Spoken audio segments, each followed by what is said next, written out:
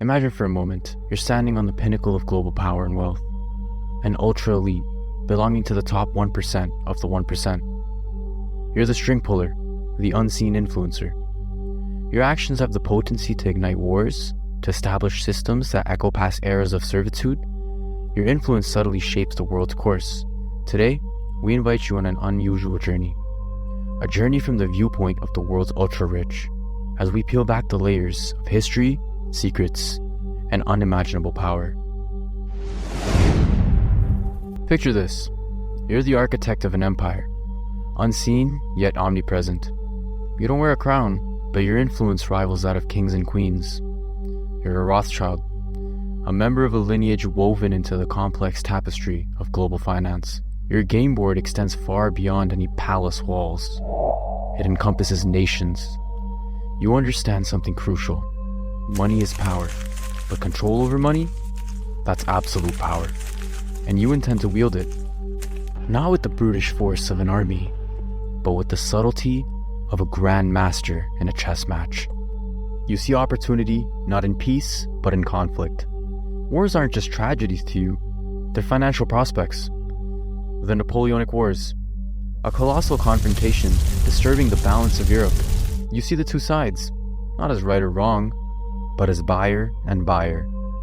So you play both sides, allegedly providing funds to sustain their war efforts. The result? Whoever emerges victorious, you're owed a debt. Victory in war is fleeting, but debt endures. And as every king and emperor knows, a lender can be mightier than a monarch.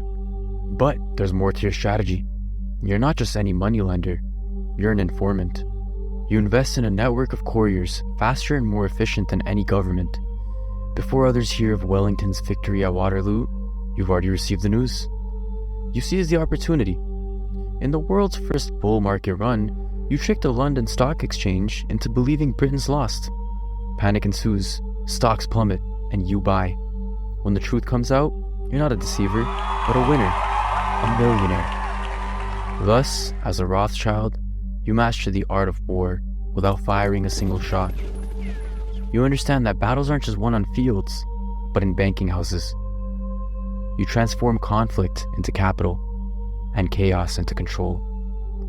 Through these eyes, we perceive a world where finance and strategy intertwine, where wealth can be the mightiest weapon. Welcome to the shadowy world of the Rothschilds, where gold and power are two sides of the same coin. In this sense, it was more or less understood since childhood that children would never think of marrying outside the family, so that our fortune would never leave it. So, you're in the shoes of Mohammed bin Salman, Crown Prince of Saudi Arabia, a position of prestige and power that demands respect and fear in equal measure. As deputy to the king, it's your move, and you're about to make one that will echo across the world stage. But to understand that, let's take a step back. Remember, you're not just any royal, you're the Crown Prince, heir to the throne, the next in line. You're the man in charge of the economy, defense, and the future direction of the kingdom. But how do you handle those who dare to oppose you? The critics lurking in the shadows?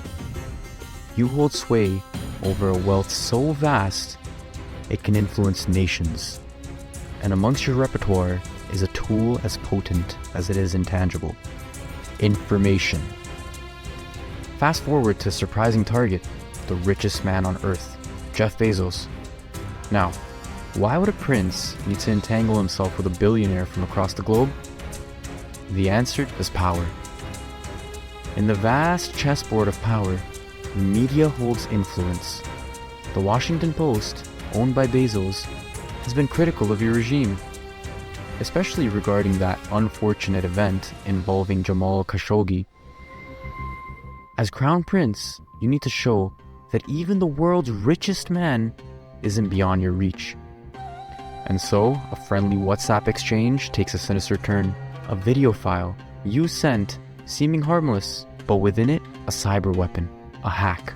The stage is set, and the trap is sprung. Then comes the grand crescendo. The private life of Jeff Bezos is suddenly thrust into the public arena. Tabloids erupt. with a scandalous headline serving as a harsh wake-up call for the billionaire. His secrets, once locked away, revealed. Despite the absence of a smoking gun, investigations hint at a trail leading back to Saudi Arabia. You, the crown prince, remain untouched, shrouded in the nebulous world of plausible deniability. Yet, the message is loud and clear. With this power play, you've demonstrated the length and breadth of your reach. It's a chilling reminder to critics worldwide that their wealth, their status, their geographical distance, none of these shields can withstand the potent mix of money, power, and technology in the hands of those who know how to wield them. Now, let's shift our perspective to an entirely different landscape. The hallowed halls of Yale University. Imagine being part of the Skull and Bones, one of the most secretive societies. You're no ordinary student, you're a bonesman. You find yourself stepping into the tomb, the society's private, windowless building. The air hums with centuries of secrets. This isn't just a student's club. It's a breeding ground for America's elite. As a bonesman, you're in exclusive company. Former presidents, Wall Street magnates, even CIA officers, they've all stood where you're standing now, whispering oaths of allegiance to the Skull and Bones. But being a member is more than just the secret handshakes and rituals. It's about connections, influence, and the privilege that extends beyond university years. It's a network that potentially shapes policies, economies, and futures. Through these eyes, secret societies like the Skull Bones are more than just clandestine clubs. They're power nodes, where influence is nurtured and the boundaries of privilege expand. Welcome to the world of the Bonesman, where the secret is often power itself. Now you're in the mind of a dictator, perched on a shadowed throne, gazing upon an empire that stretches as far as the eye can see. You're Kim Jong Un, supreme leader of North Korea, a figure shrouded in layers of mystery and myth. Within your borders, information isn't a commodity, it's a tool of control. You handcraft the narrative, painting the world outside as dens of wolves, ready to prey upon your homeland.